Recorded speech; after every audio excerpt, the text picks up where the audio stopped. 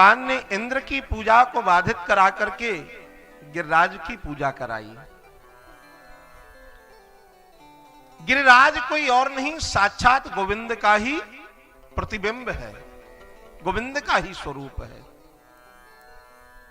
आप सबसे निवेदन कर दूं, आप ही पूजहि आप पूजवावहि। स्वयं ठाकुर जी पूज रहे हैं और ठाकुर जी पूजा भी रहे हैं, आचार्य भी खुद ही है। जब इंद्र क्रोधित हुआ तो इंद्र ने क्रोधित होकर के गणों को आदेश दिया, जाओ संपूर्ण व्रज को डुबो दो, इतनी वृष्टि करो।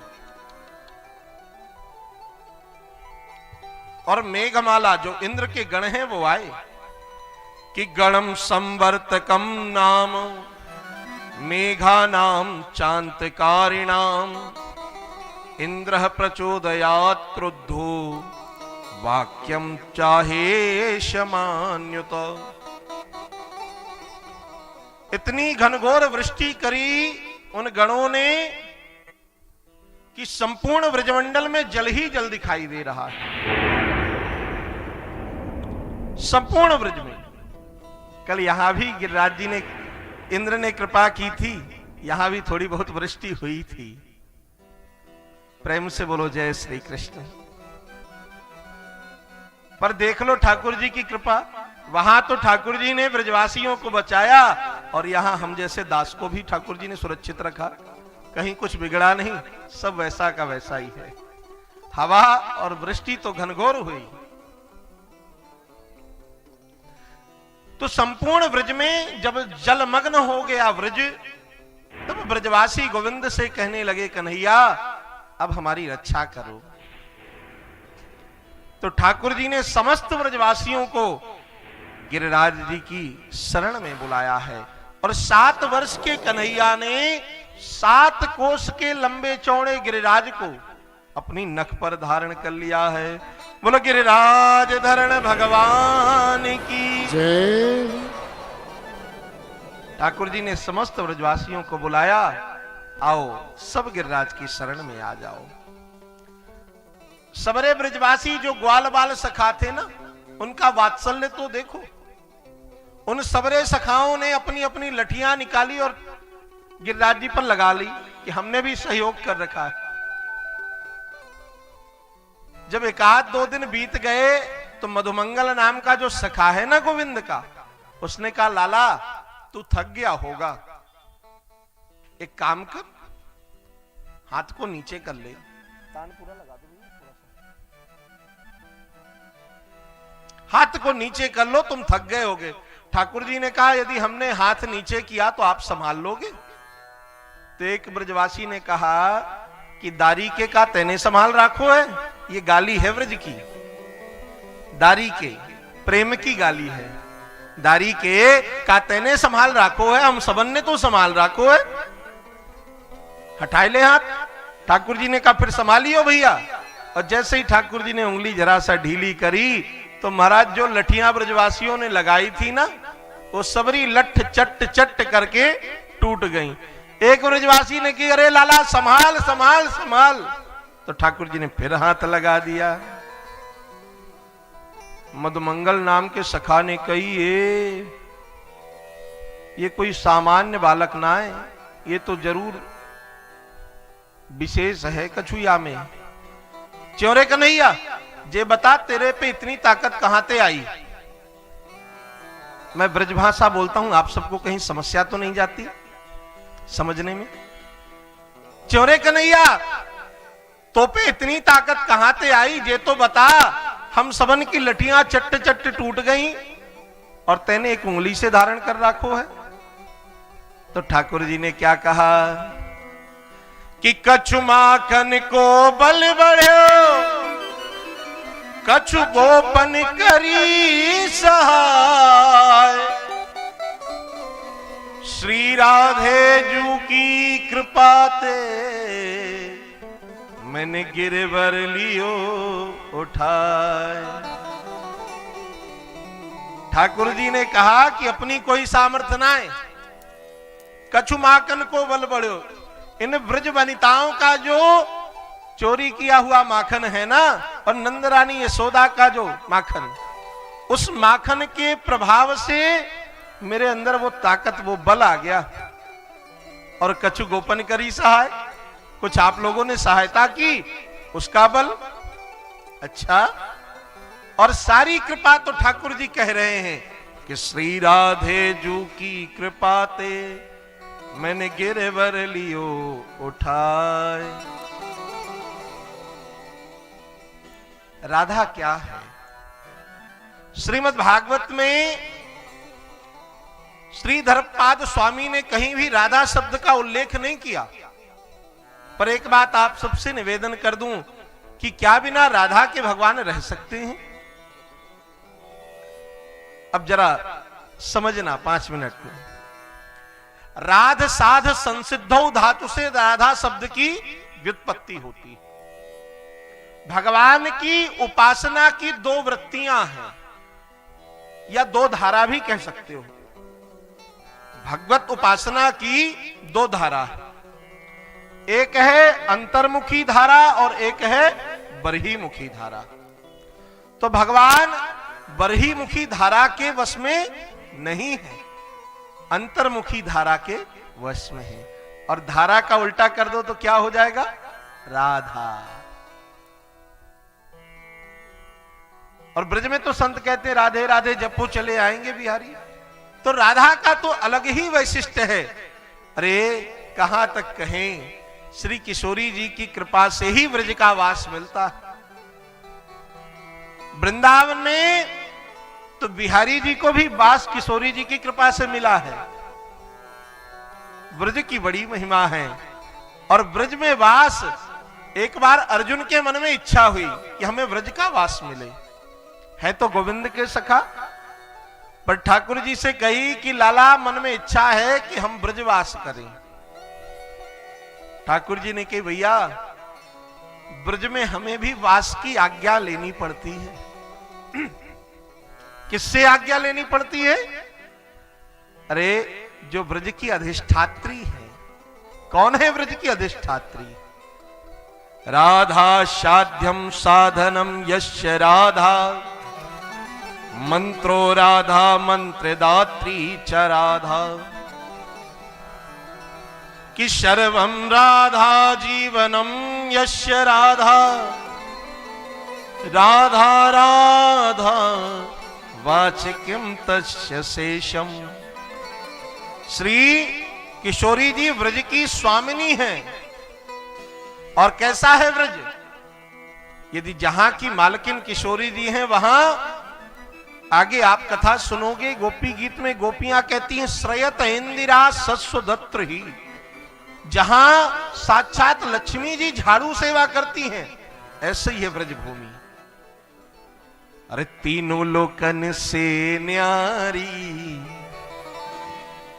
तीनों लोकन से न्यारी राधा रानी हमारी।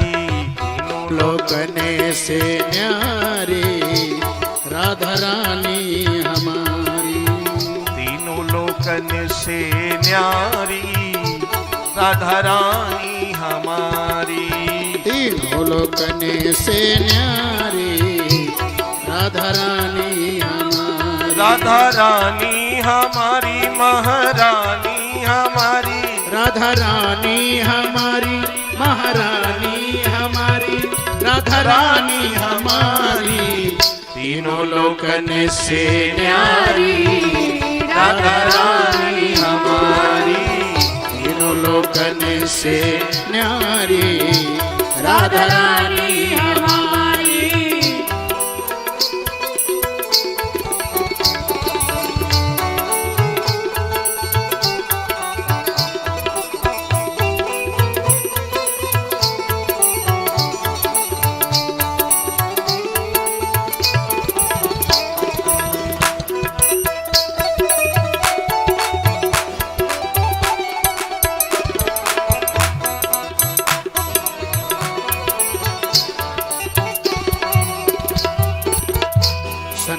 दिखते रोयस गावे शन का दिखते रोयस गावे सनकादिक ते रोयस सनकादिक ते रोयस गावे ब्रह्मा विष्णु आरती उतारे ब्रह्मा विष्णु ध्यान लगावे इंद्र लगावे बुहारी इंद्र लगावे बुहारी राधा रानी हमारी इंद्र लगावे बुहारी राधा रानी हमारी तीनों लोकन से न्यारी राधा रानी हमारी तीनों लोकन से न्यारी राधा रानी हमारी बोलो राधा रानी की मधुर मधुर ताली सेवा करते हुए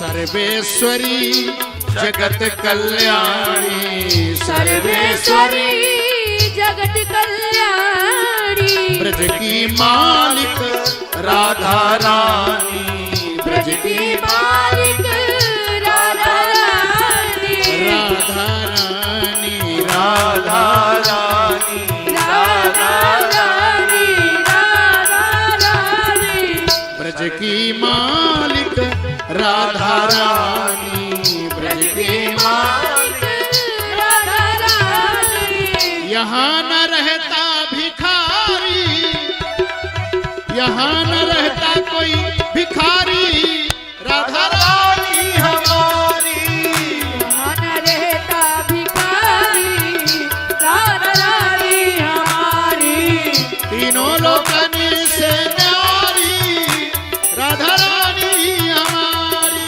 तीनों लोकन से न्यारी राधा रानी हमारी